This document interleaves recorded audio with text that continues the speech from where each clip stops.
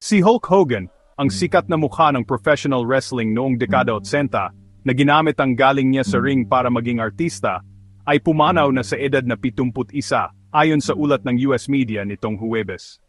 Si Hogan, nakilala sa kanyang matangkad na pangangangatawan na 6 na talampakan at 7 pulgada o halos 2 metro bandana at kakaibang blonde na bigote, ay namatay sa kanyang bahay sa Florida, ayon sa ulat ng NBC News, batay sa pahayag ng kanyang manager na si Chris Volo.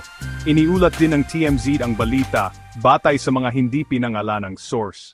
Si Hogan, na ang tunay na pangalan ay Terry Gene Bollea, ay nasangkot sa kontrobersya mahigit 1 dekada na ang nakalipas, matapos lumabas ang isang pribadong video niya, pati na rin ang paggamit niya ng mga salitang may bahid ng rasismo.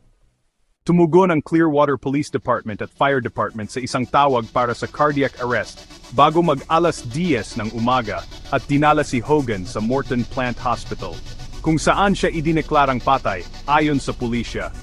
Nakakaranas si Hogan ng malubhang isyung medikal at walang senyales ng masamang gawa o kahina-hinalang aktibidad, sabi ni Major Nate Burnside ng Clearwater Police Department sa isang press briefing nitong Huwebes.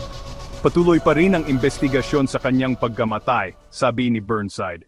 3 beses nagpakasal si Hogan, una kay Linda Bollea mula 1973 hanggang 2009. Nagkaroon ang dating mag-asawa ng 2 anak, sina Brooke at Nick. Nagpakasal si Hogan kay Jennifer McDaniel noong 2010, ngunit nag-file sila ng diborsyo noong Oktubre 2020, matapos ang 11 taon ng kasal.